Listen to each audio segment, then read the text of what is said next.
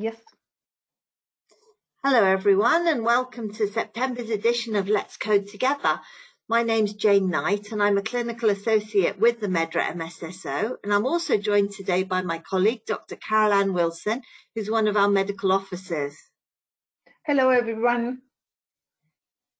Welcome back. If you have joined us previously at a previous session, it's very nice to have you with us again. The session will last for 90 minutes. And during the session, we would like to make it as interactive as possible, so you're able to ask questions through the chat panel. The session will be recorded and pasted on our YouTube channel if the audio quality is sufficiently good. The other thing to tell you about this session, new this month, is that we now issue webinar certificates for attendance.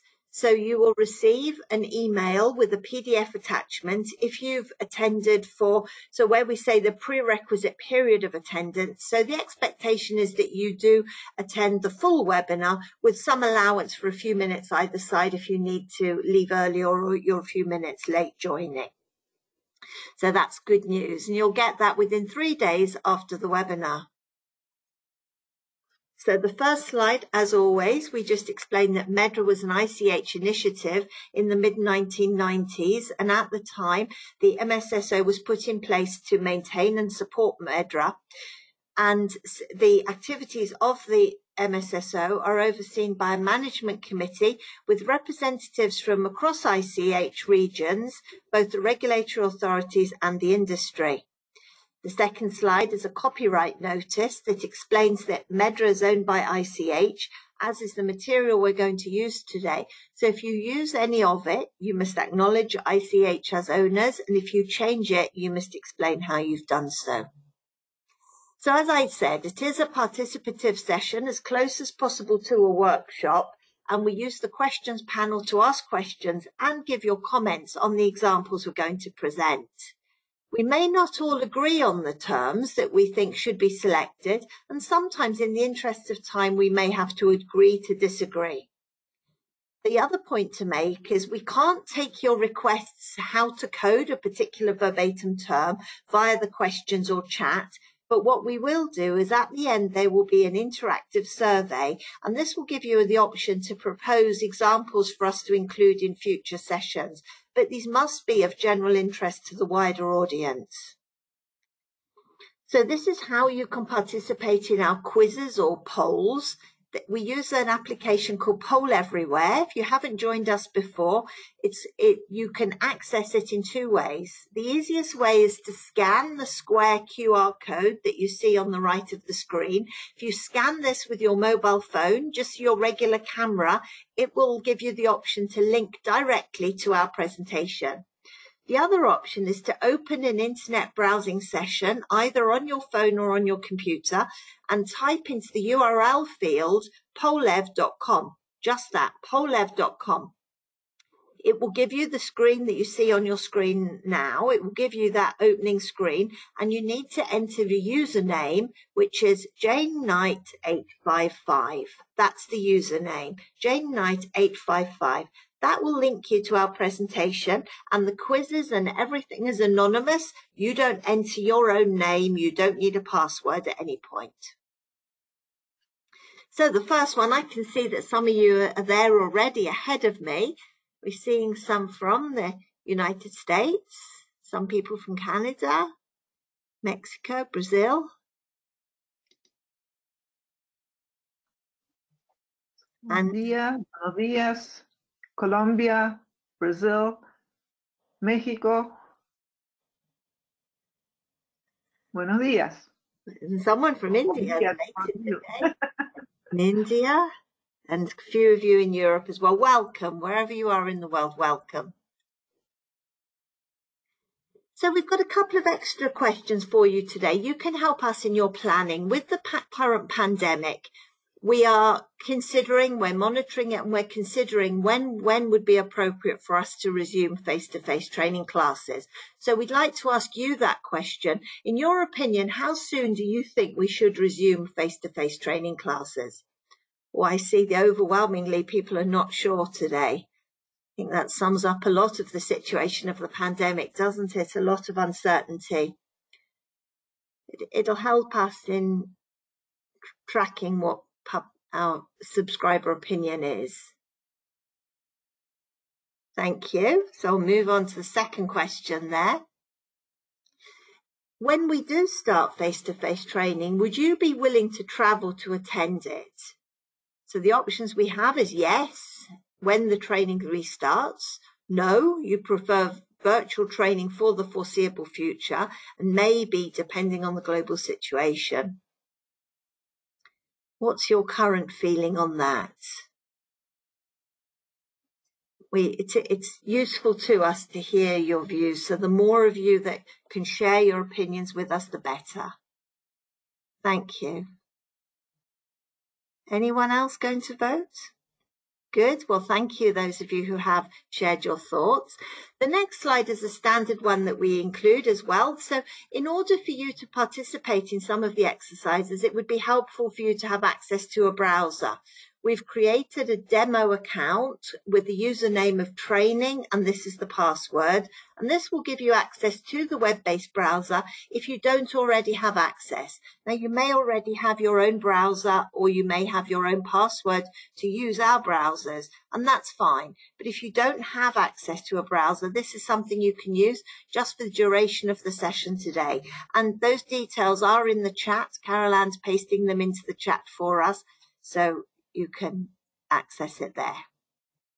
So then again, what we always say, coding can be challenging, and there may not always be an exact match.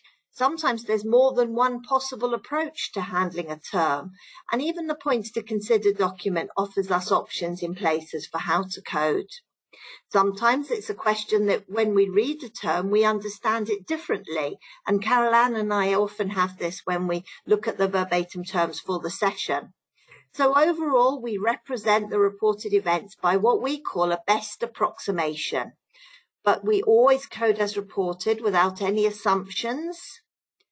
And we sometimes say that the verbatim terms we see can be ambiguous.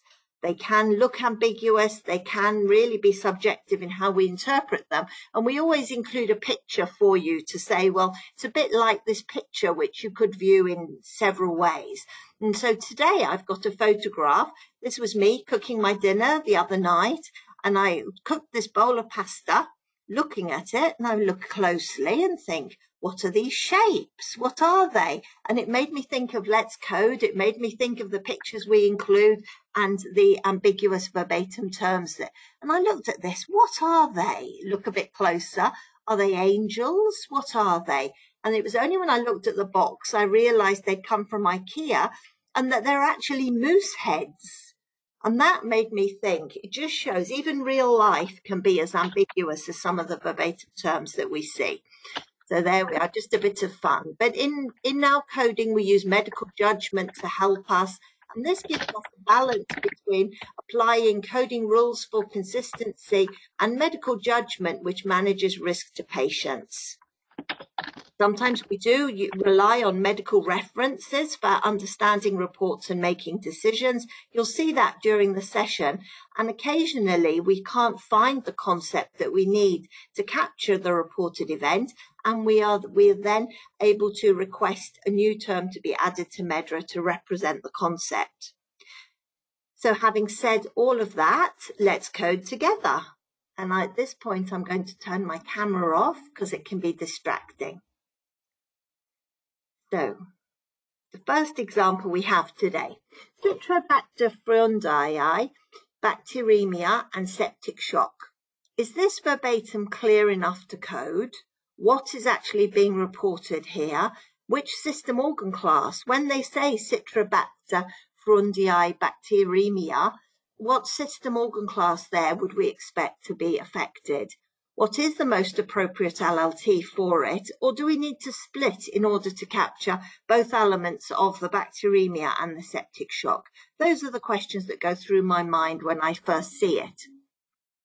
I would look with some referencing on the web, and I'm looking for a definition of bacteremia here from the Merck manual. we find that bacteremia is the presence of bacteria in the bloodstream. It can occur spontaneously during certain tissue infections with the use of indwelling or genitourinary or IV catheters or after some procedures. It can cause metastatic infections elsewhere in the body, particularly in the heart, and as we read on other complications, development of other symptoms usually suggests more serious infection, such as sepsis or septic shock. So this is what we have reported, and this then makes me think the septic shock is more severe. It's a complication, it's a sequela, it's a development of the condition. It's not part of bacteremia as such. So it's not a case where we have a diagnosis and symptoms. I immediately, reading this, start thinking, well, it's two events, one leads to the other, and therefore I would be aiming to capture them both if I can. Looking again at the references, what is sepsis? So again, we read on here that sepsis is a life-threatening organ dysfunction caused by a dysregulated host response to infection. And it's where the body's response to infection damages its own tissues and organs. So it goes through the stages of sepsis here. And then we see the third stage. It mentions that eventually the patient suffers septic shock, putting his life in danger. Excuse me. So again, that supports to my thinking that septic shock is a consequence. It's a separate element that we need to capture. So here, which LLT would you select? And here are a selection for you.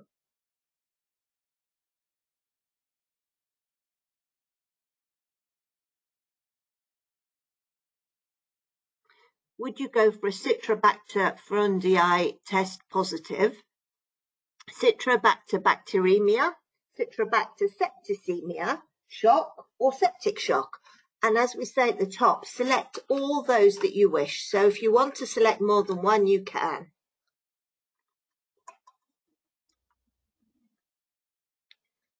I see the votes are coming in. That's good, thank you.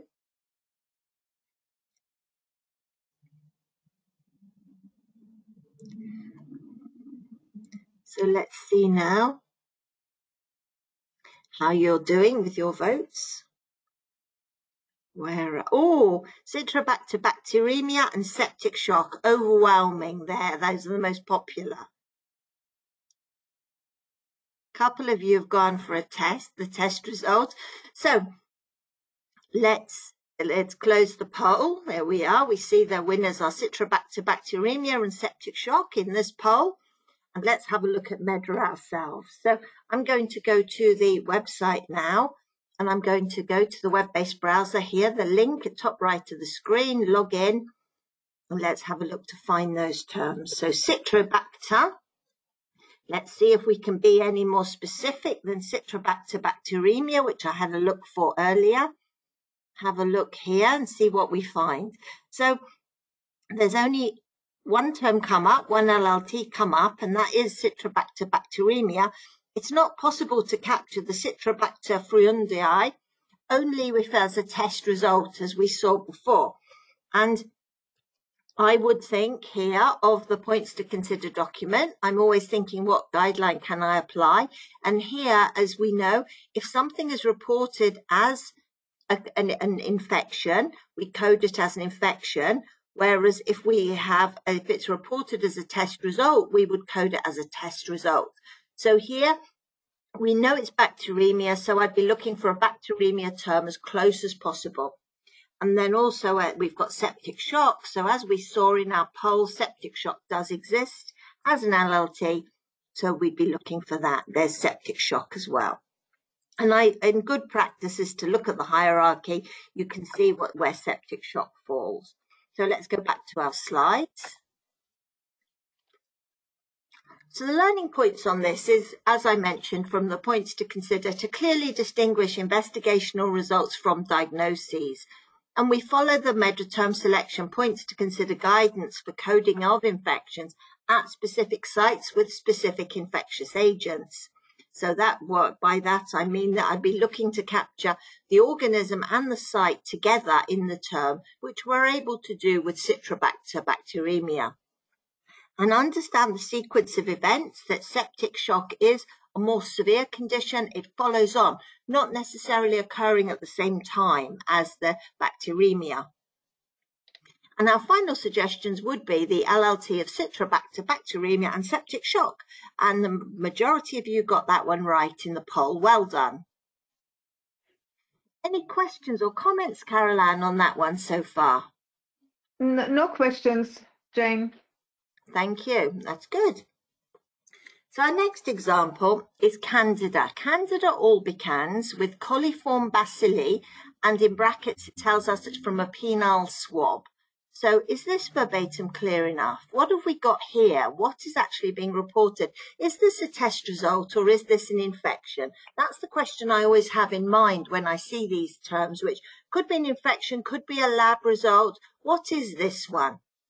What's the site? Well, we know it's a penile swab. Do we need to split it to capture both the Candida and the coliform bacilli? What would be the most appropriate LLT?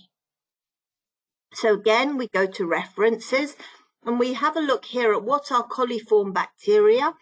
And they're not a single bacteria. It's a group of 4 genera of bacteria. We've got Enterobacteriae, and we've got Citrobacter, Enterobacter cloacae, Enterobacter aerogenes, E. coli, and Klebsiella pneumoniae. So we've got 4 types here of bacteria. So this is going to make it difficult for coding because, as we know, MEDRA is a splitting dictionary. It tends to split them out and have LLTs for each separate one. But let's bear that in mind. Let's reference now candidiasis. Well, candidiasis, also called thrush, can affect both men and women. It can be a genital infection, as we see here. In men, it's irritation and rash on the glans penis. And we see at the bottom, I won't read it all to you, but it says at the bottom, I've highlighted there, in men, the glans penis is swabbed with a cotton swab. So this is what we've had reported, isn't it? It's a lab result. It's a penile swab giving an infection, a positive infection on the swab. And then just so as you can understand, when in terms of sexually transmitted disease testing, the swabbing is different. Here, doctors screen people, particularly for chlamydia and gonorrhea, by either a urine test or an internal swab inside the penis in men. So this is a higher swab compared to the Candida swab. So that's just a better background for you there. So having said all that, what LLT would you select here? Again, we've selected some for you. Is it Candida test positive? Balanitis candida, Candida urethritis, polyuria, bacterial culture positive, or bacillus test positive. And you can have a selection of those. You can have more than one if you feel that's appropriate.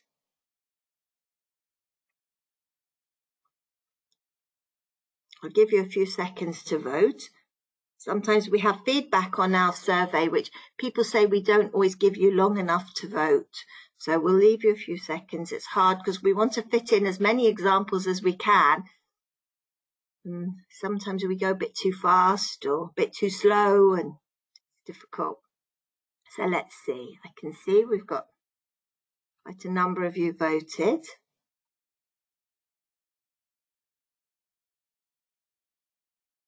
Okay, so let's see how your votes are doing. What's the Candida test positive there? Again, that's the top choice so far. Few of you are choosing Balanitis candida, bacterial culture positive, bacillus test positive. This is where you will change your mind because you see what other people have done, isn't it? And you change your mind. So let me lock the polls so you can't change your mind any further. Candida test positive there is our number 1 choice, and bacillus test positive. So we can browse MEDRA on this one. We can see, let's have a look at the Candida test, the terms we had there. I can show you, because it is a test, isn't it? It's a swab, so that does mean it's a test. So let's have a look at the hierarchy, and let's do a right-hand click and go across to the browser. And we can see then the term in the context of its brothers and sisters.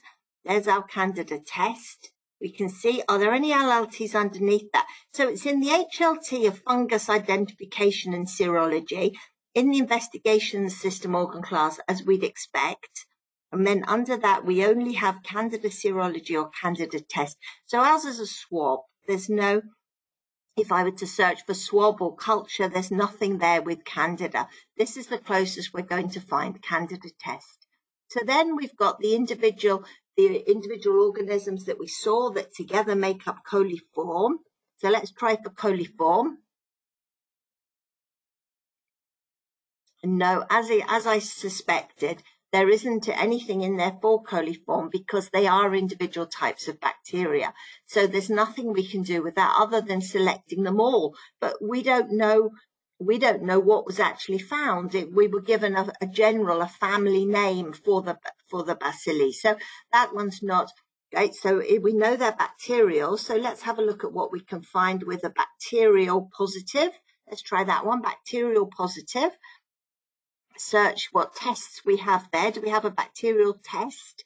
What options do we have? So we have bacterial culture, bacterial screen, bacterial test. So culture sounds like a good one. That's where I'm leaning. So let's take that one, go to the browser and have a look at it. The PT is bacterial test. So I'd be looking to pick up, I think, one of those. There's a bacillus test positive, but those are very specific there, different types of those. That's not what we've, bacterial test positive,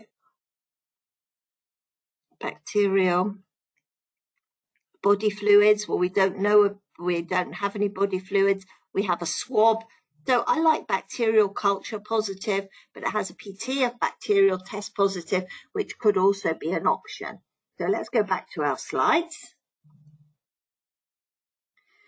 I've shown you here just as a reminder what we did see there in the browser, that the closest with the Candida would be Candida test positive, and they're under fungus identification and serology.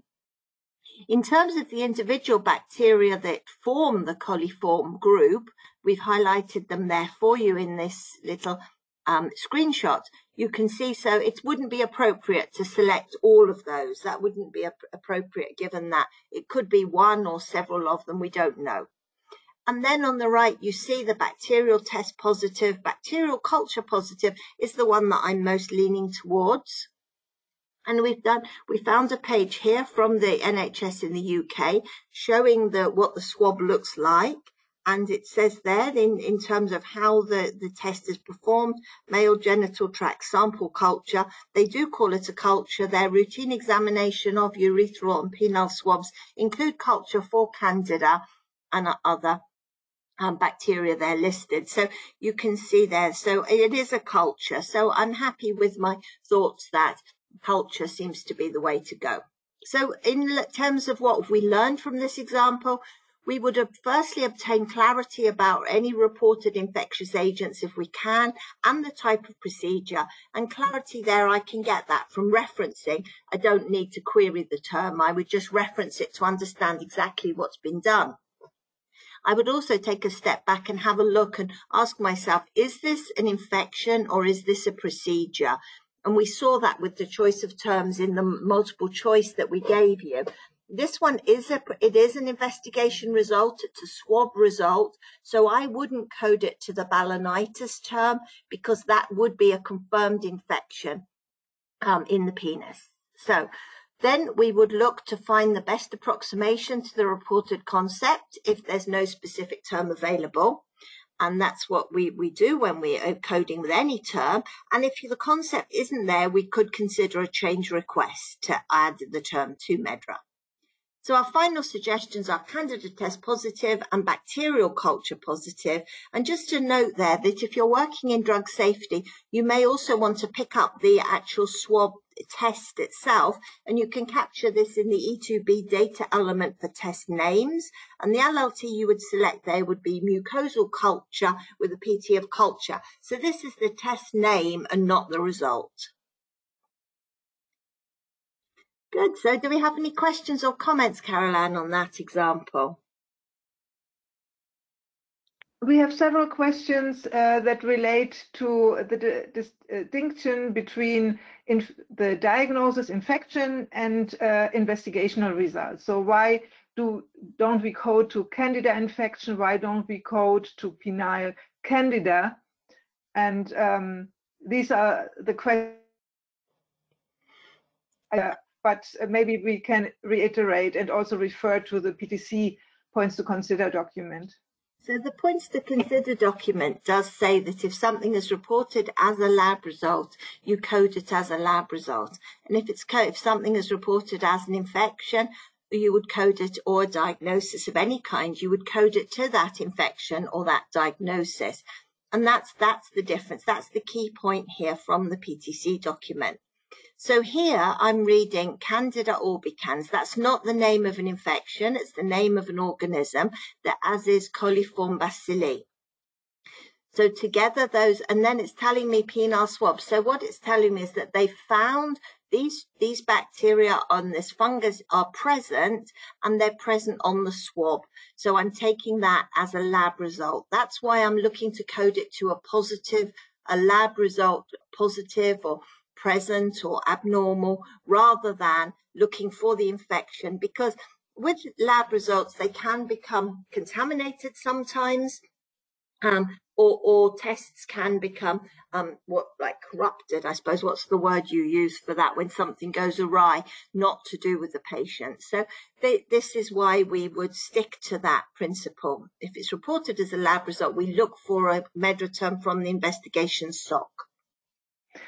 We have one feedback that the term itself doesn't specify if the test is positive or negative, but I think that the wording really indicates that Candida and coliform bacilli were identified. I think so, because it's telling you that it's a swab, and it's not saying that they've been suspected. I know what you mean. Sometimes it's reported and that's the test that's done, isn't it? But I think this one, it might say, I don't think it would be as specific as this, saying it's Candida or suspect. I think it would be worded differently, suspected, or so again, it's that subjectivity. But for me, I don't think they would have worded it this and been as specific with these organisms if it wasn't a positive result. And another question: why not bacillus test positive as LLT? But bacillus is a specific bacteria. Yeah. That's why it's because this one is this group. It's bacillus is a particular bacteria, and this is more the bacterial. A culture positive is more general, more appropriate for this. Okay, yeah, is that everything? Yes. Let's our next one then. Thank you, Caroline. Thank you all for your comments. So this next one is a COVID-19 term, COVID-19 sepsis. Is this verbatim clear enough to code? Is this one an infection or a lab result? Well, we looked at before, didn't we, at the meaning of sepsis, septicemia and this. So is there a suitable LLT for it, or do we need to split it?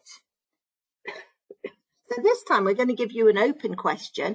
You can use your browser, or some of you may have done some preparatory work. Tell us what LLT and type it in. What LLT would you select to code this verbatim term?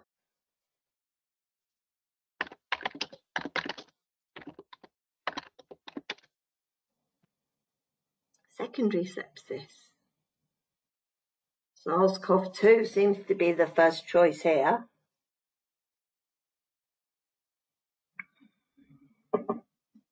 Viral sepsis.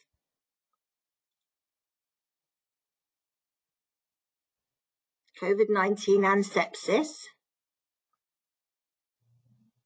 So this is the splitting, isn't it? We want to capture both elements. I agree with you, whoever says this with the COVID-19 and sepsis. That's what we're trying to capture, both. Can we capture both those elements in one term, or do we need to split? That's the question.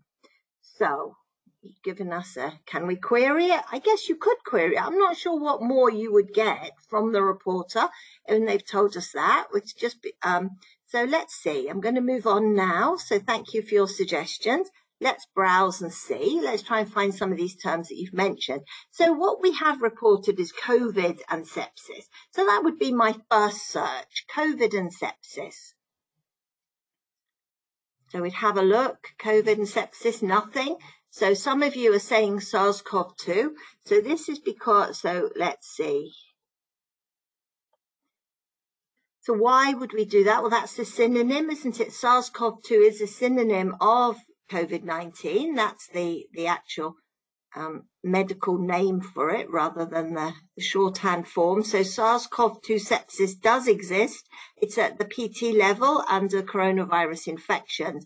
So this would seem to be the closest. If I'm concerned that is it a synonym or not, I could have a look. Let's have a look at other SARS-CoV-2 terms. Let's remove the sepsis there and just have a look at the SARS-CoV-2 terms and see how often it does get used as a synonym within MEDRA for COVID-19. Let's just check that. So here when we see we have SARS-CoV-2 infection, and the PT is COVID-19. So that's telling us that COVID-19 is the most commonly used expression at the moment in the middle of the pandemic, but SARS-CoV-2 is the actual term for it. So that's in terms of an infection report. So here with our sepsis, I would then feel quite comfortable in selecting SARS-CoV-2 sepsis for the COVID-19 term.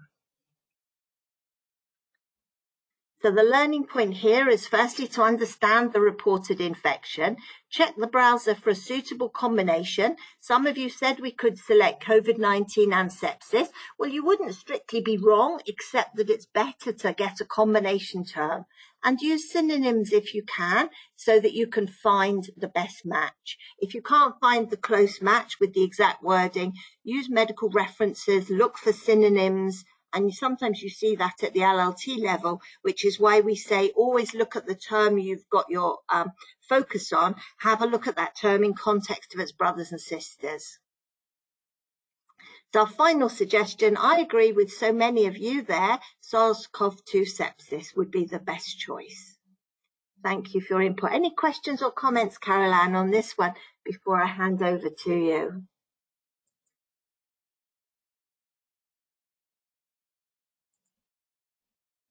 No? Any questions? No questions. No questions on that one. Good. Well, in that case, I'm going to hand over to you, Caroline, for our next set of examples. Thank you, Jane. So our next example is a report about a late parasitological failure.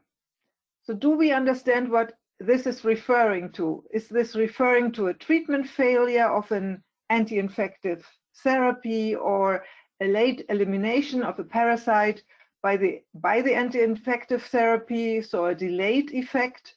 Or is it a development of a drug resistance, maybe of an antiparasitic agent? And is there an appropriate LLT?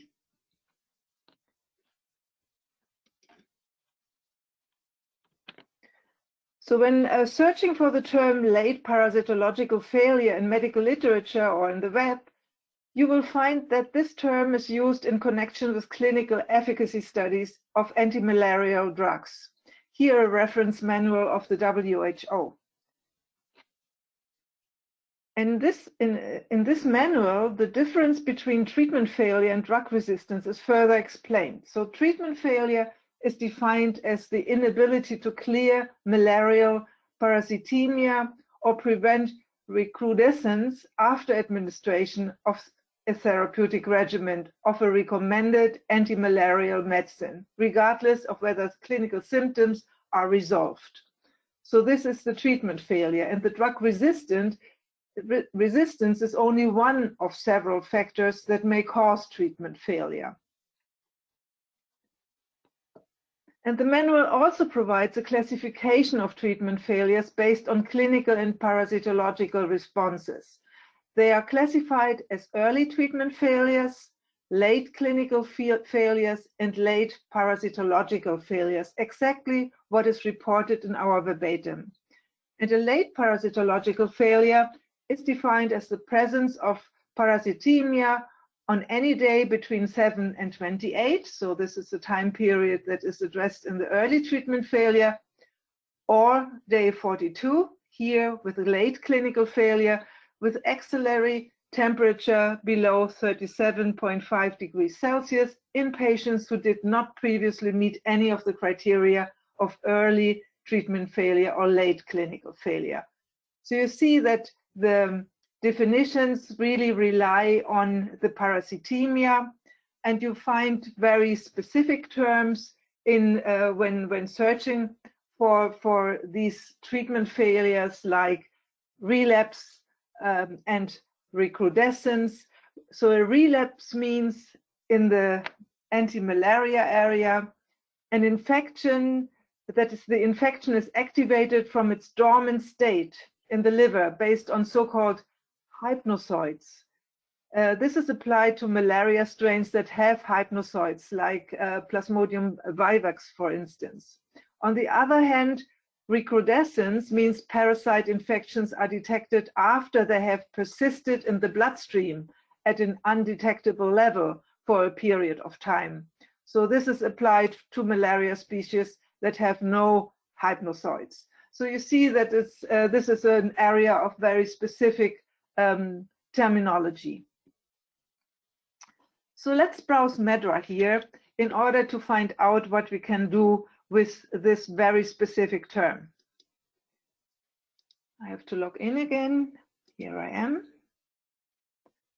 And let me look for the parasitemia.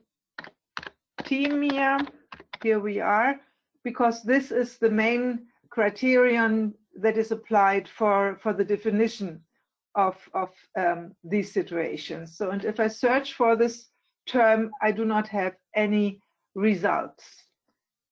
I do not get any. Let me look for parasites. I get more. Delusions, parasite allergy tests, stool tests, and then diagnosis, conjunctivitis, parasitic infections, nothing that relates to parasitemia. So, and if I go to the infections and I look into the protozoal infectious and then the Plasmodium here, I see there's malaria. We see the recrudescence here. So very specific terms for this recurrence of the disease, and also the relapse, but none for the bacteremia. So what shall we do now? We could look for other terms and see where they are located, like bacterial failure, for instance. Nothing, or viral failure. Let's search.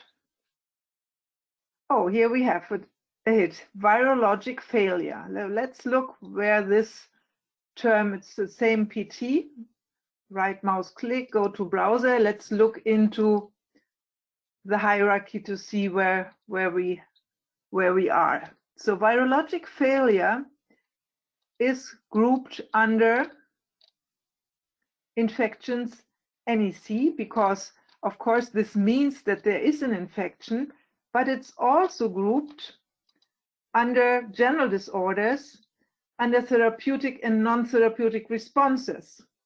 So this would be an HLT that may be relevant for us to search for better terms, because here with the infections we already checked that we didn't find any suitable term.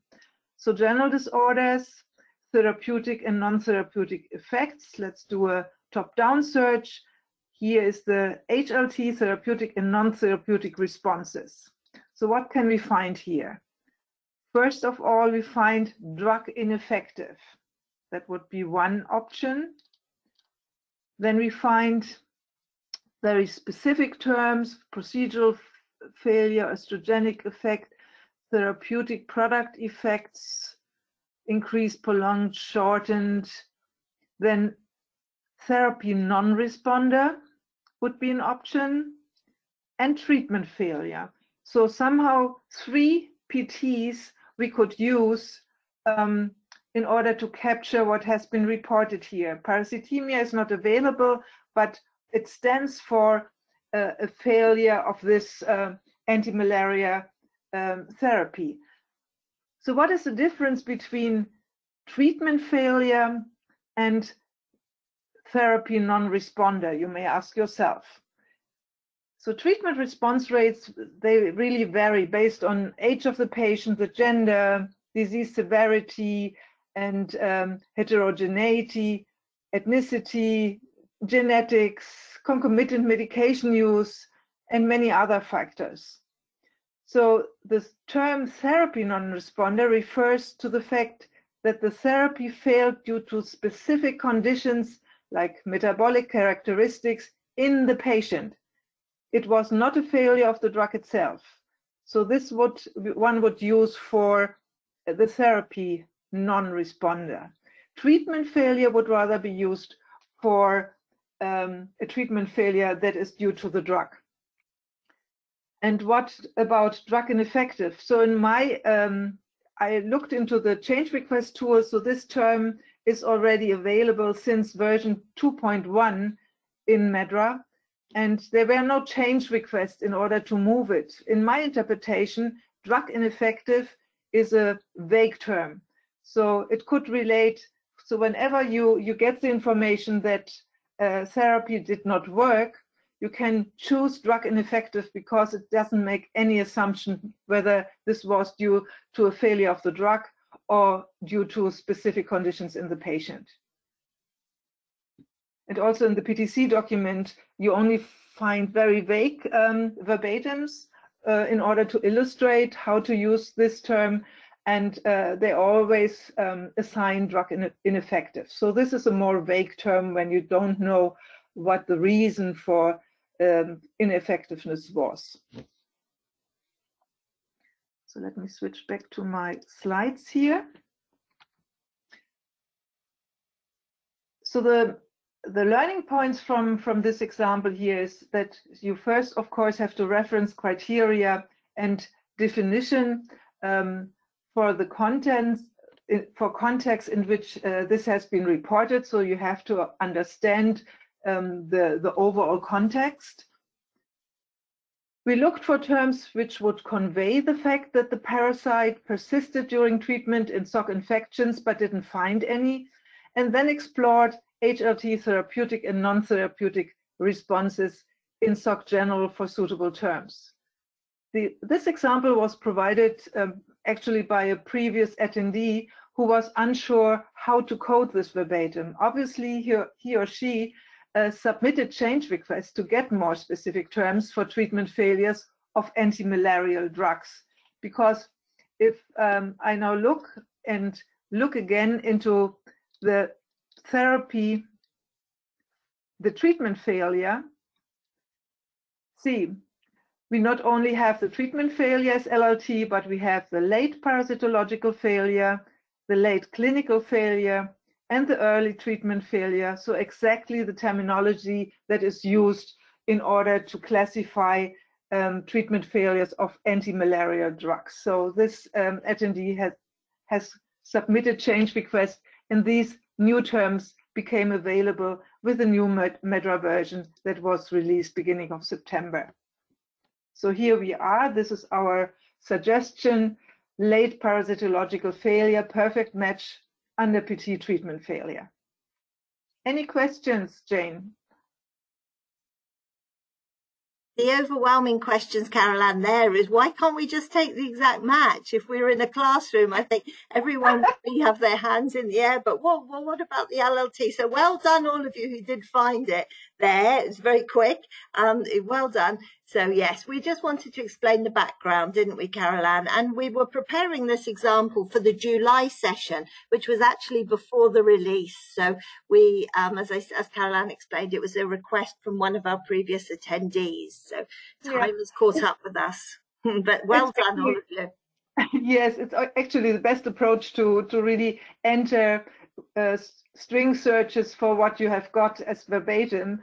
I didn't do so because then it would have been very, very easy. I just wanted to show how to find such term, even though or a suitable term, even though such direct match is not available.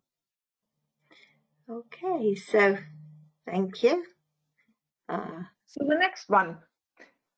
For the next patient, an allergy to chlorhexidine is reported. So it is clear that an allergy occurred, that's clear, but what is chlorhexidine and what type of allergies could it cause? And what would be the appropriate LLT? So chlorhexidine is used as a topical antiseptic agent for skin disinfection and for sterilization of surgical instruments, as well as for oral rinse, and has activity against bacteria, yeasts, and viruses. So this is the substance. And now, again, let us check if we find a suitable term for this verbatim. Allergy to chlorhexidine. I will switch to my browser again, and I will do a top-down search. Let me first collapse all. I will do a top-down search in immune system disorders, because here you find the allergic conditions. Here they are. And the HLT, allergies to food additives, drugs, and other chemicals, sounds promising. So here I will look into, and you see very specific diagnosis, like allergic stomatitis. So this could have been caused by chlorhexidine, but it was not reported. We don't know whether it was used for an oral rinse or whether it was used for skin disinfection. So allergic stomatitis would be too specific. We have allergy to chemicals. And what else do we have? We have a dermatitis contact. This could also have been caused by chlorhexidine when it is used for skin disinfection. So very specific terms here, but none for so plaster, plastic, poison ivy, detergent, deodorant, but nothing for disinfectants or antiseptic agents. What else can we find? Drug hypersensitivity. Here we are. Drug hypersensitivity with allergic reaction to antibiotics, drug allergy. What else? Reaction to excipient, reaction to preservatives. All others are not solvent sensitivity. All others are not suitable. Let me switch back.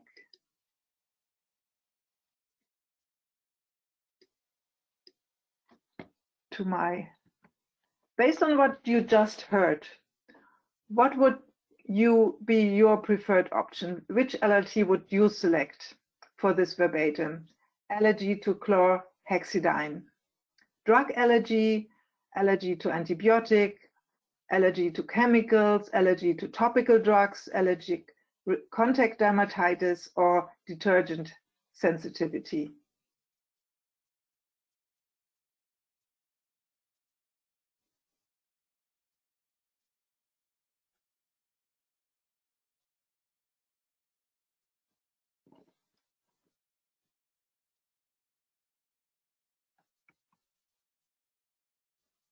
Okay, most of you vote, some of you vote for allergy to chemicals, others drug allergy, and also allergy to topical drugs. Or allergy to antibiotic as well. So let me close this poll. And when searching in the internet for and entering chlorhexidine in summary of product characteristics, you get several hits. This is just one example. So here in our example, it was really an allergy that was reported for the patient. So it was used, obviously used as a topical antiseptic agent for skin disinfection or for oral rinse. You can see this related summary of product characteristics on the slide, and this really clearly indicates that chlorhexidine is to be classified as a drug, meaning that the reported event is to be considered a drug allergy. And In terms of learning points, in this example, we first had to understand what chlorhexidine is, where it is used, and where it could lead to allergic reactions. We then looked for suitable terms in the browser and had to look for synonyms, more general terms for the chlorhexidine allergy. And our final suggestion here is to code to allergy to topical drugs. Many of you have proposed this already under PT drug hypersensitivity. Why not just drug allergy? Well, it's a topical application. It's not a systemic administration because it's either used on the skin for disinfection or it is used in the mouth as an oral rinse. So that's why allergy to topical drugs is the most specific term that we can select. Any questions, Jane? Yeah, we've got a couple of our group are suggesting that it's difficult to code these terms when we don't know the context. So if we knew why the drug was given, it would make it easier. So is this a medical history, for example, or is this the drug? Is this the suspect drug? They say it's difficult to code and come up with something. And another, yes, sorry. That's true, but you know, many organizations code out of context, so they only have very few information. So if you are coding, of course, in drug safety and you are in case processing, you see the whole information, you would adapt the reported term. This is a reported term as it was reported. And if you get this as a coder out of context, then of course you would need to find a suitable term for it. And the other suggestion was just that questioning if something's used as a gargle, would you consider that to be topical? Yes. It's not to be swallowed. Some people may swallow it, but it should not be swallowed. And then following on from that, there's a suggestion that maybe topical should be in the concept descriptions because it would help. Yeah. It's good. That's all the comments on that one. So the next one.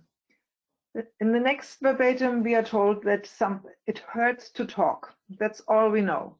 So this is rather something that you would see in drug safety, in pharmacovigilance, post-marketing. So do you think it is clear enough, or would you rather see clarification here? Do we know what causes the pain?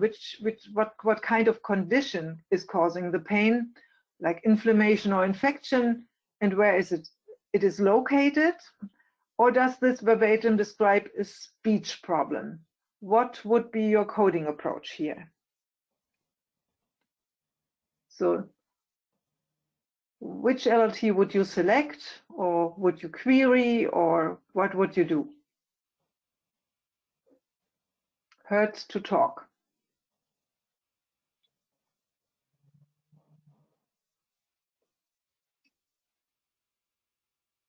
Yes, most of you are voting for clarification of the term.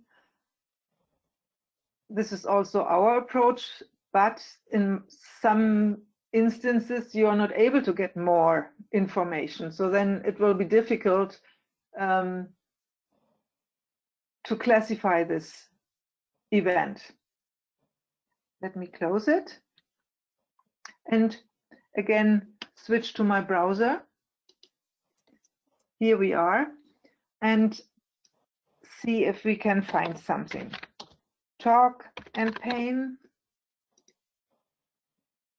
does not show any results. Speak and pain maybe. So always think about synonyms. Again, nothing. What about if I enter just speech and search? Then we get hits. Disorder speech, disorganized speech, pedantic poverty of speech. So these are speech disorders. This is not actually what has been reported.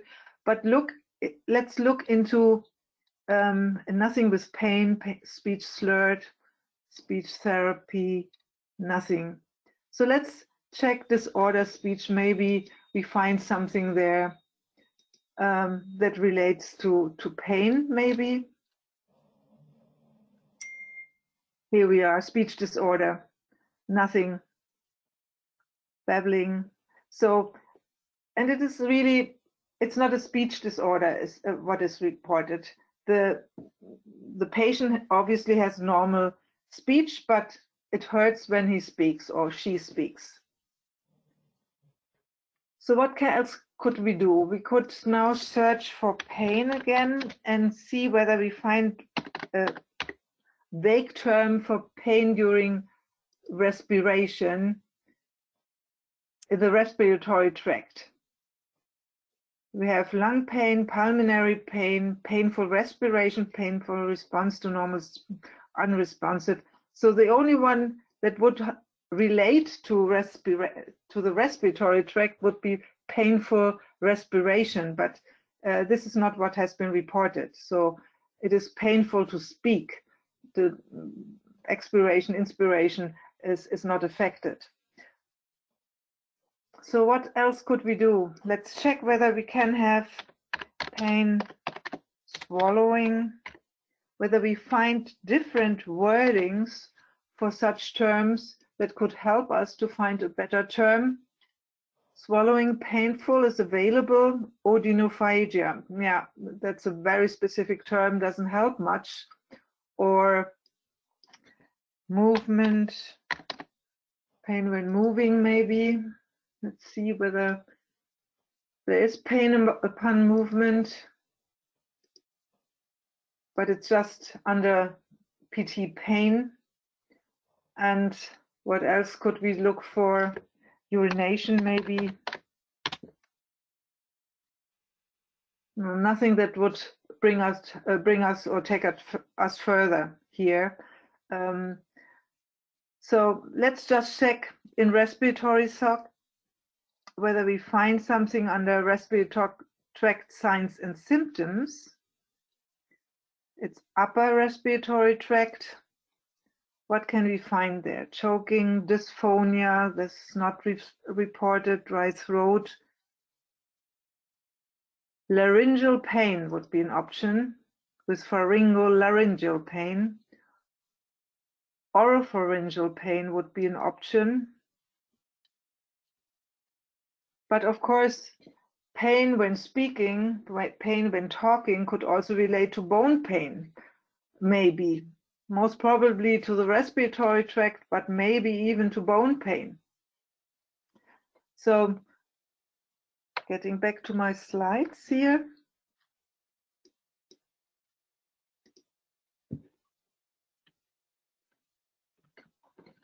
These are just screenshots of what we saw. Similar terms didn't help us to find a suitable term, and also painful respiration is not suitable for what has been reported in our verbatim. And if we want to go for more specific terms, then the only terms that we could think of, at least in this area where talking or verbal expression is produced, would be laryngeal pain or oropharyngeal pain. These would be the two PTs to choose from. Speech disorder is not reported. Bone disorder could be, maybe, but the most probable ones would be those that really affect the area where the speech is, how to say it, is produced, is generated. So as learning points, focus on what is known, the pain. So this is a basic concept. We have to capture the pain. We have to seek clarification of the origin of pain if unsure, and in this instance, we don't know the origin of the pain, so what condition is causing the pain, and we also do not have any indication about the site of the pain. So we check the browser for placement of similar concepts, and what we can do is to come to an approximation of what has been reported here and capture the pain as a symptom at the closest anatomical location. So first, we would also agree with you to query and to clarify the site or cause of the pain. But often, especially in drug safety, this is not possible. So our preference here would be oropharyngeal pain, because we would consider that bone pain is less probable, and also laryngeal pain is if you speak, you do not have laryngeal pain. So the oropharyngeal pain is more probable because of tonsillitis or uvulitis or pharyngitis, for instance, any of these conditions. But if you feel, and this is also a good solution, if you feel this is much too specific for what has been reported here, you could choose another non-specific pain term, like, for instance, localized pain under PT pain as well. Because if you don't get clarification, this term is really, this verbatim is quite vague. It's all examples from previous attendees, just to let you know. Yeah, this was a... Any question? Yeah, no, just a suggestion of pain localized. So well done, Ellie, for that one. And as you were saying, Caroline, that's a good option, isn't it? A localized pain, or a term like that, a more general pain term. Okay, so then I give it back to you, Jane. Yes, thank you.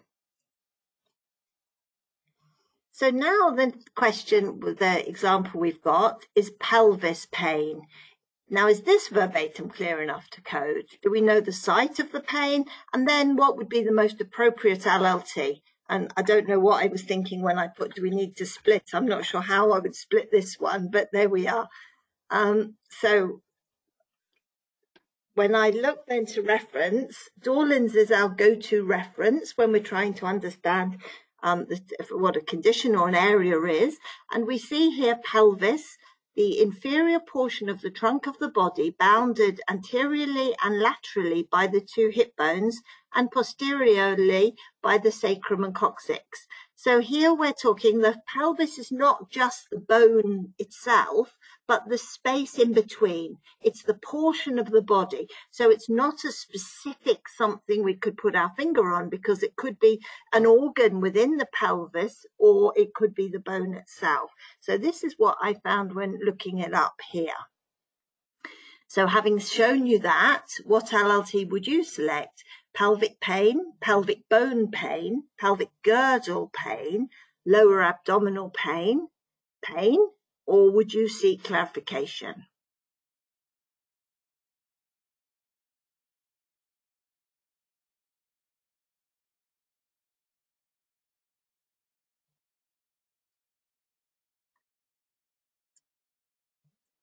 What would you do there? Just one term we're looking for.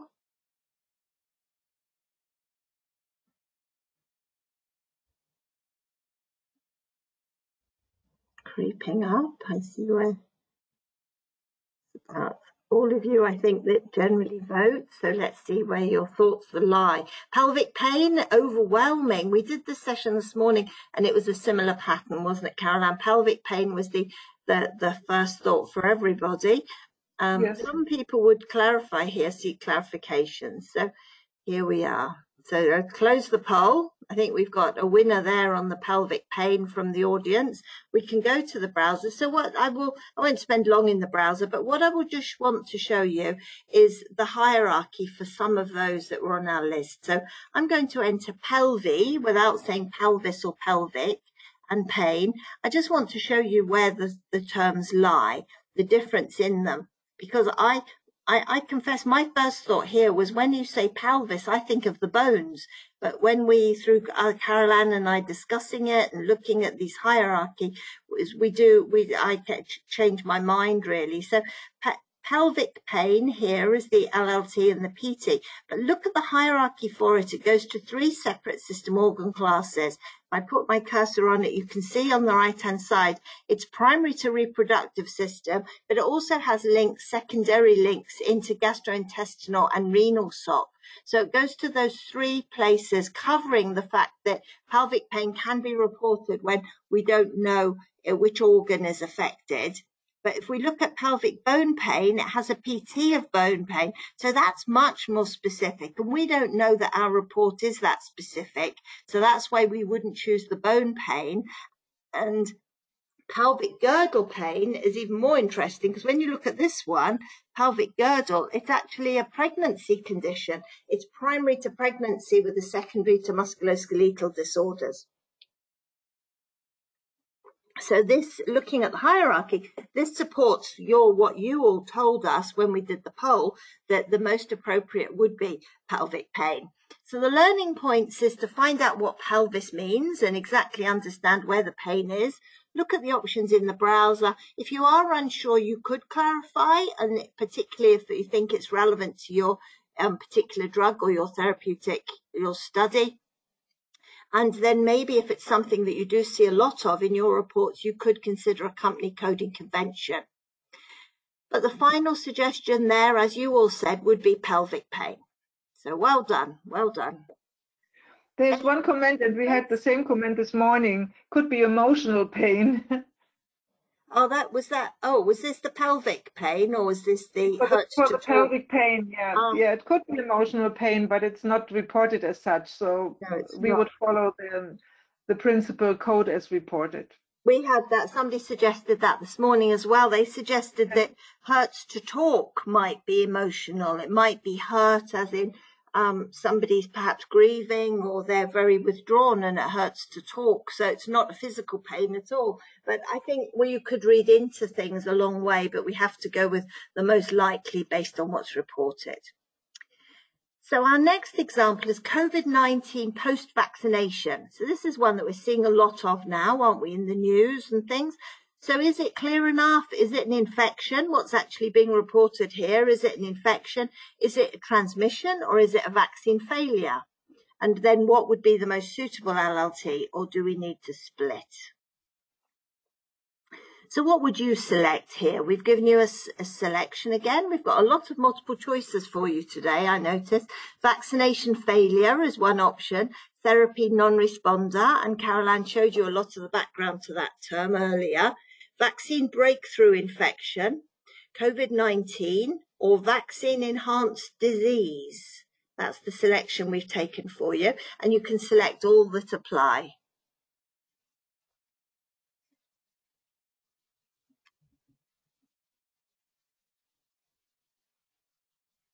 So there might be several to select there.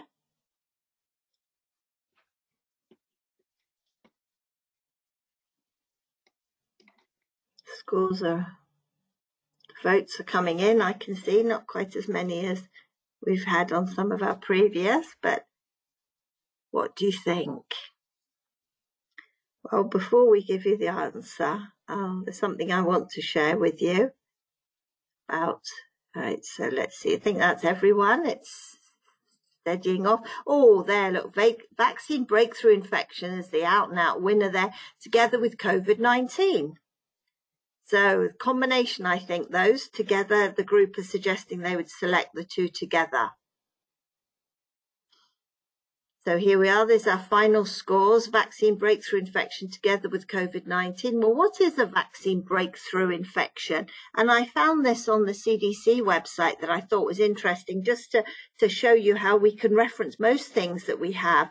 This one says that for the purposes of this surveillance, a vaccine breakthrough infection is defined as the detection of SARS-CoV-2 RNA or antigen in a respiratory specimen collected from a person at least 14 days after they have completed all recommended doses of a US FDA authorized COVID-19 vaccine. So that would seem to fit, wouldn't it? Saying, although we don't know the timing, saying that the infection was experienced after vaccination would seem to fit this definition of a vaccine breakthrough infection. So we can go and we can browse MedDRA, have a look at that vaccine breakthrough. Maybe there would be one specific for COVID.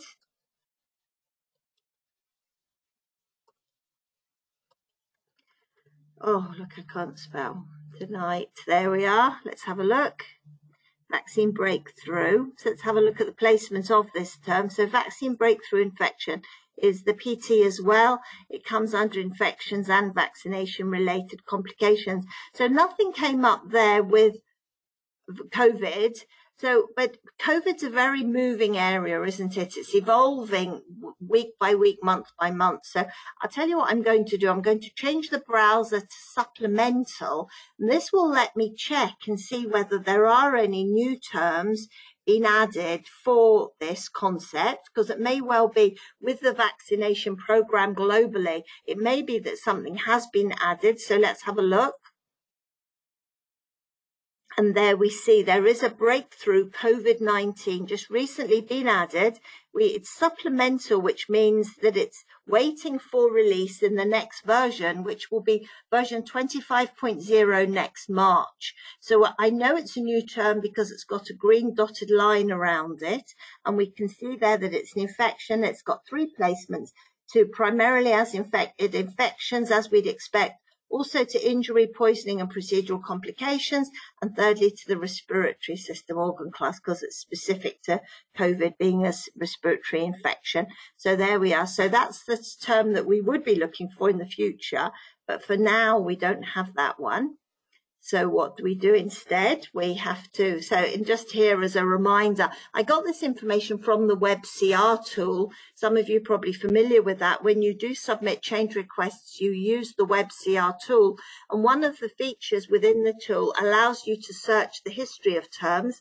And you can see the rationale that our international medical officers gave when they accepted or rejected a request. So this one here refers to the same document that I just showed you, explains the need for that in the current situation with the pandemic. And 2 terms were added. The PT is breakthrough COVID-19, and there's also an LLT of breakthrough SARS-CoV-2. So this helps auto-encoding by having all the synonyms in there. So the learning points is that we would understand the reported infection, check the browser for a suitable combination, and use synonyms if a close match is not available. So by that, I'm thinking of the SARS-CoV-2 and the COVID-19. And I know we did have a question, Caroline, earlier about one of our group was asking, how do you know what are synonyms? Well, that one is one that I think we hear it so much on the news, we're all familiar with it. But generally, it's references, medical references, looking on the web, and that's generally how I would look for synonyms. The final suggestions on this one then currently would be to split the term, as you all did in the poll, and select both COVID-19 and vaccine breakthrough infection. And then when you up version, you would choose breakthrough COVID-19, and that's what you would select in future. So another one of these cases where it's a benefit to upgrade your dictionaries every 6 months now to benefit from the terms that are being added with each release. Any comments on that example, Caroline? Have we got any comments from our group? We have 2 questions, but I think that you have answered those. And then we have one. Why not use vaccine-derived SARS-CoV-2 infection? So an infection that was really caused by the vaccine. So I don't think there's been any evidence, has there? Has there been evidence that the COVID vaccine is actually causing the infection, that it's transmitting the infection through the vaccine? And our report here, COVID-19 post-vaccination, doesn't say that it was derived or transmitted by the vaccine. So we wouldn't make that assumption, because that could be really quite dangerous at the moment when monitoring that surveillance program is so important. So I wouldn't feel comfortable to assume that unless it was specifically reported. That's why we didn't choose it. And I'm not aware that there are any vaccines for COVID-19 that use attenuated viruses, living viruses. Viruses. So that's that example, but thank you for your comments. And then my last example in this section is emotional disturbance. I see what this again comes from one. It may surprise you, but this one came from a request. A request that somebody asked us, and I'll explain why when we look at it. So is this one clear enough? What would be the options? What's the closest LLT, or do we need to query it? So let's have a look. What would you do? This is another open poll for you. Free text.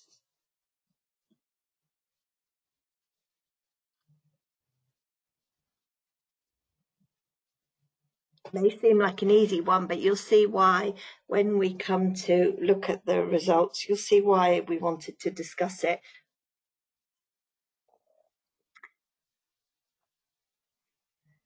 So we're getting emotional disorder, emotional disturbance. Somebody would query it.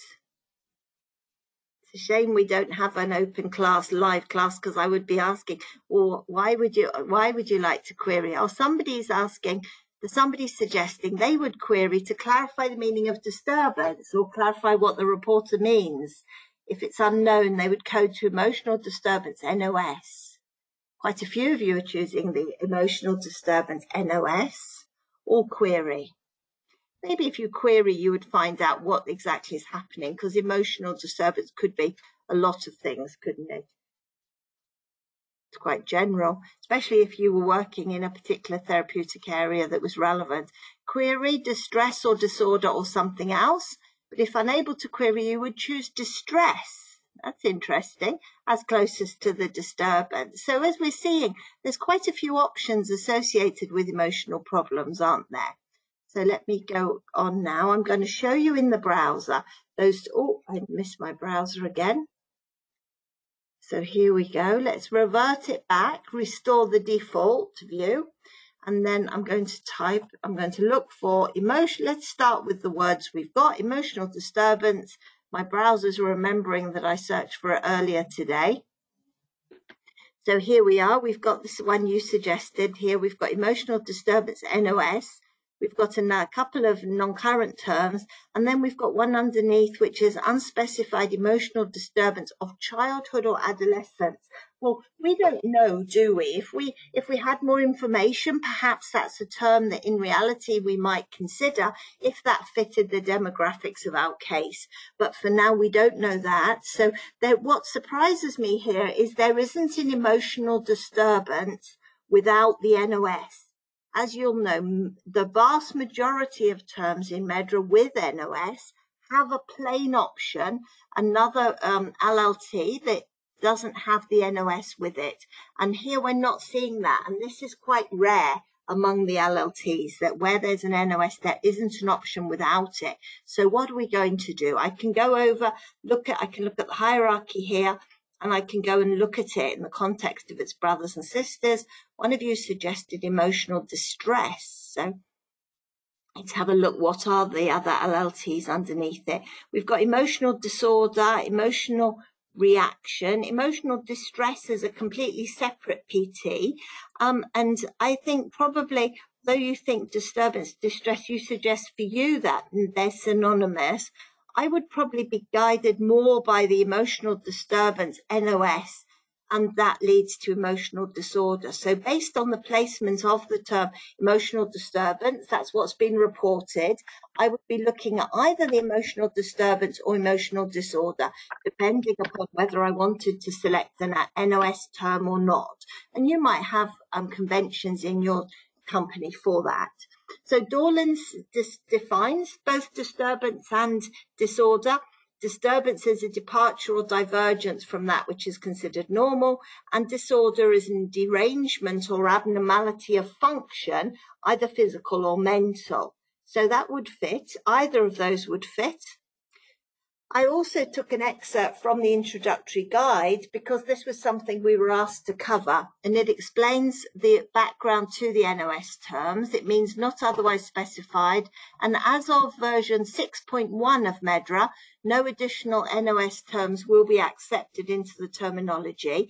All the NOS terms from that point on were demoted to the LLT level, so we only see it at the LLT level, and generally this guidance says if you have the option to have either a term with NOS or without NOS, if your report doesn't say unspecified, and if it doesn't say NOS, then choose the plain option. But here we don't have that plain option, so the learning point, firstly, as I mentioned, discount the child term if it's irrelevant, or consider it if it is relevant. Look at your company coding conventions, and then it's a toss-up. It's up to you. I actually coded this term fairly recently, and I remember coding it to emotional disturbance, NOS, because that is the wording that we've been given. There isn't a plain option, so that's what I chose. But if you have a convention not to use NOS terms, you may opt to choose emotional disorder, being the PT. So, anything else? Any comments on that one, Carol-Ann? Do we have? No comments, no comments, no questions, Jane. So I'm going to be quite quick. I'm going to hand over to you quite quickly so that we may be able to fit in one or two more before we end the session. Yeah. These two go together, don't they? So here I am again. So our next patient suffers from back muscle pain. I think we can all agree that this verbatim is very specific and clear. But what should we capture? The site that is affected, or the type of pain, the specific type of pain, the muscle pain? Or can we find a combination term that covers all reported information? Or do we need to split? What shall we do? So which LRTs would you select here? Either one or several. Muscular back pain, muscle pain, back pain, myalgia, or localized muscle pain. What would you do? I think it's quite straightforward. Our verbatim was back muscle pain, so there's a perfect match here, muscular back pain. Let's see what we are getting. Yes, most of you are voting for muscular back pain. So let me close this poll. Here we are. And let me again switch to my browser. Here I am. So if I enter back and muscle and pain and then search, I will find this direct hit, muscular back pain. But the reason why we are showing this example is that it's grouped under back pain. It's not grouped under muscle pain. It's grouped under back pain, and it's under musculoskeletal and connective tissue pain and discomfort. So this is the HLT. And if I go to the browser here, we can see it again, the back pain, so many different conditions grouped under this PT, like lumbago, chronic lumbago, lumbodynia, back pain, pain dorsal, paravertebral pain. So a lot of terms grouped under this PT, under HLT, musculoskeletal and connective tissue pain and discomfort. So if I look for muscle pain,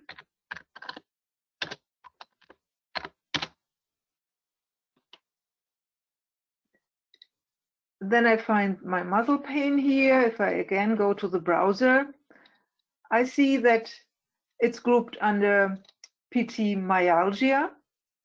And there are some specific localizations that are included here with the LLTs: myalgia of lower extremities, myalgia upper extremities. And it is grouped under a separate HLT, muscle pains, and also HLGT, muscle disorders.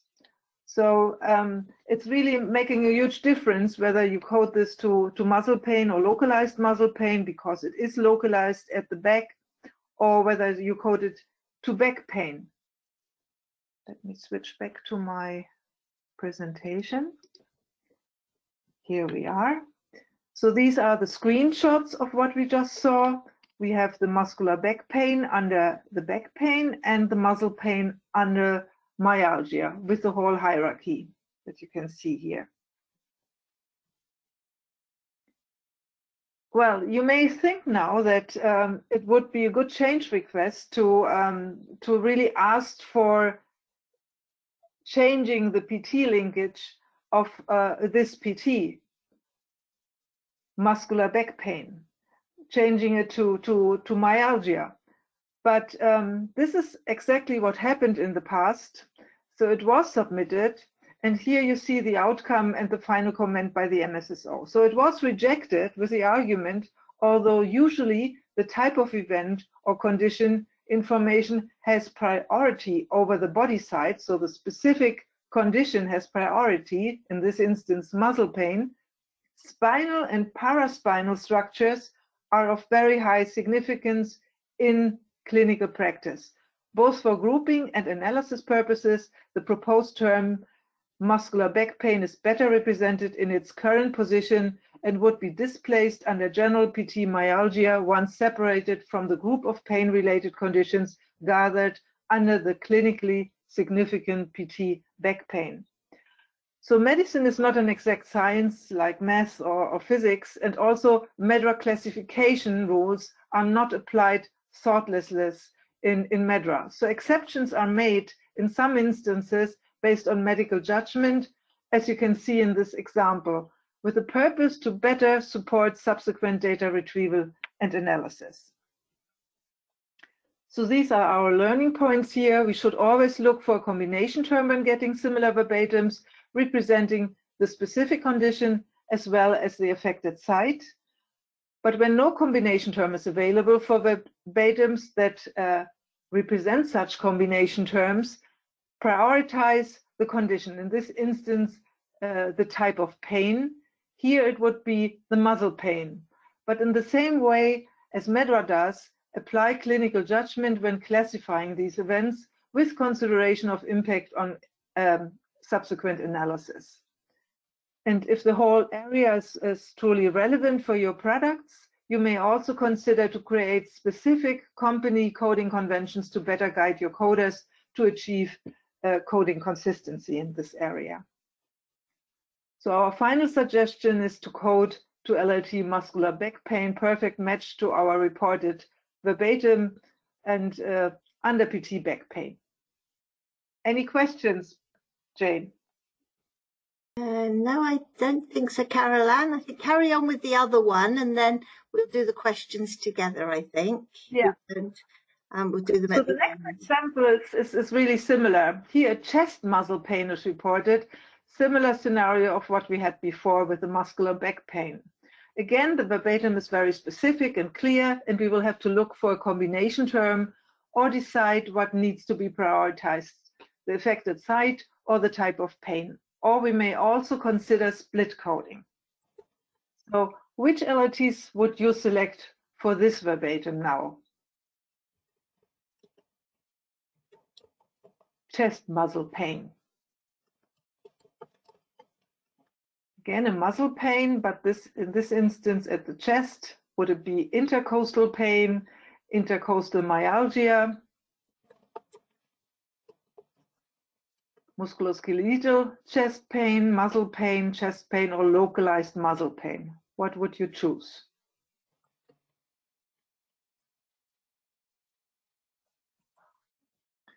Most of you are voting for musculoskeletal chest pain, some for localized muscle pain or muscle pain. Intercostal myalgia is also an option. So intercostal would be too specific. This chest muscle pain could also refer to the pectoralis major. So that's why the intercostal terms do not apply, and also the intercostal pain even doesn't contain the information that the muscle is affected. So musculoskeletal pain seems to be your favorite here. Now let's look into the browser again. Oops, I have to find it.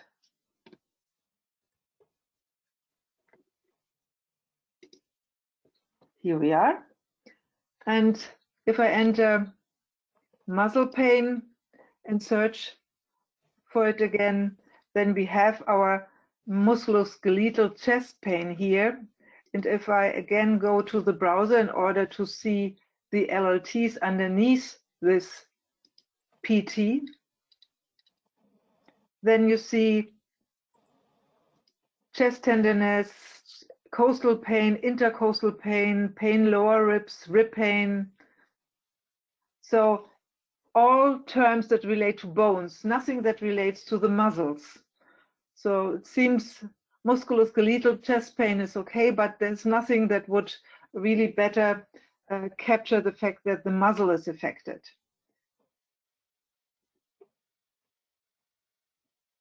So, and if I enter chest pain, of course, chest pain does, maybe it contains something that relates to muscle, but you will see that this is not the case. Here we are with the chest pain again. So many synonyms for it, or specific sites at the chest, like substernal, precordial, or specific types like exertional, but nothing that would relate to the muscle. Myalgia and the PTs underneath would of course be an option as well.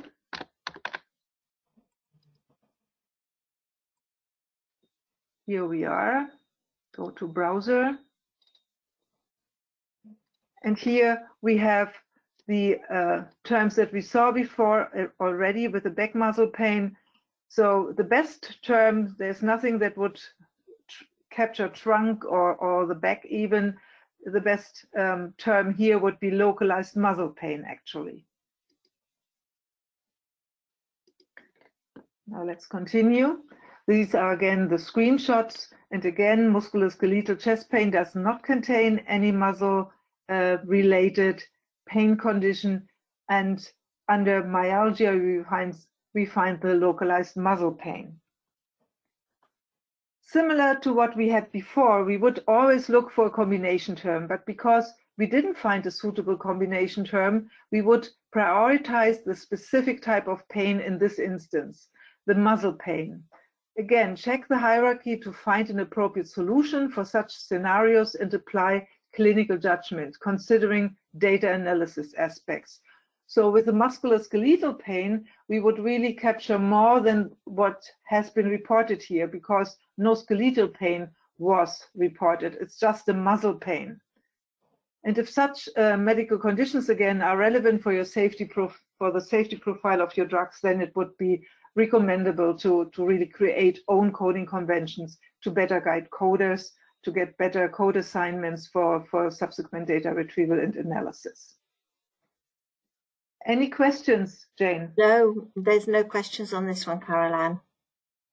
Yeah, I think we didn't make all of our examples again. We have to carry them over to the next session, but I hand back to you now. Thank you, Caroline. Yes, we'll carry forward the oncology complications, which were terms that we were asked to cover. So I'll just give a couple of slides. Please bear with us a couple of moments and we'll just wrap up. Just wanted to remind you that all the previous sessions we've done are available on our YouTube channel. There's a specific playlist for Let's Code Together, and I can show you how to do that, because sometimes on the feedback we receive, people ask for example, COVID terms or vaccine terms, and we covered these in a previous session. So just want to make sure that all of you do know where to see it if it's of interest. So we have a playlist. We could go to the Medra YouTube channel, click on playlists. There's a playlist option here for Let's Code Together. I can click to view the full playlist. And then the only way to see what's included is you need to click on one of the sessions. Hopefully it won't play. No, it's muted. That's good. And then here underneath, if you were playing it, underneath you can see the verbatims that were, this is actually one of our COVID months. So you can see, if you weren't with us earlier last year when we covered COVID and vaccination and some other topical terms, you can see them there. And so rather than you having to say, well, which of the 10 recordings do I want to watch, you can actually identify which verbatims are most of interest to you. So that's just something I wanted to point out. This is our usual list of contacts, our website, where you can download the browser, and the email address that you can send comments, suggestions, questions to us. This is the change request submission page. Somebody was asking us how you can view previous submissions. previous change request comments. We've shared a few with you today, and you can look at them through WebCR. And if you click on this URL here from the website, you can access the WebCR tool and look at the history. That's where you also, there's a link here from the website to get to the training page and the documentation. This slide reminds you that you can contact us through the website, there's an instant chat option, as well as some social media, WhatsApp and WeChat groups that you can join, and an online form. Then if you're with us just 1 minute more, we have an instant survey that if you've logged onto the polling tool, it will now come up on your polling tool. You can send, I see a couple of you are good, more of you I can see are underway with that. This is your opportunity to tell us what you think of these sessions. Please do tell us if you find them useful, because it takes a fair bit of preparation, and we know then that there's a need for it among our community. So please do tell us what you enjoy, if you enjoy it, and if there's anything that you feel we could improve on. We very much want to know. We want to know that more than we want to know if we've done a good job. We want to know if there's something we can do to improve. And also in the survey, it's your opportunity to give us topics that you'd like us to cover in future months, maybe areas or specific verbatim terms. And we're getting quite a collection from our audience month on month. So that's your opportunity. But as we said at the beginning, it's lovely to see so many of you coming back, familiar names coming back month on month. So that really does make us feel that our efforts are worthwhile. So thank you for that, for your continued support of our sessions. And with that, I don't think there's anything else. I'll just check if there's any more questions. No. So have you got anything to add, Caroline? No, other than saying goodbye. Thank you for your interest, and I hope to, or we hope to see you in the future in one of the next sessions. Absolutely. Thank you very much. Thank you for your collaboration, Caroline. Always fun to work with you. Thank you all for your attention and your participation. Stay safe, everyone. Enjoy the rest of your day. Bye-bye.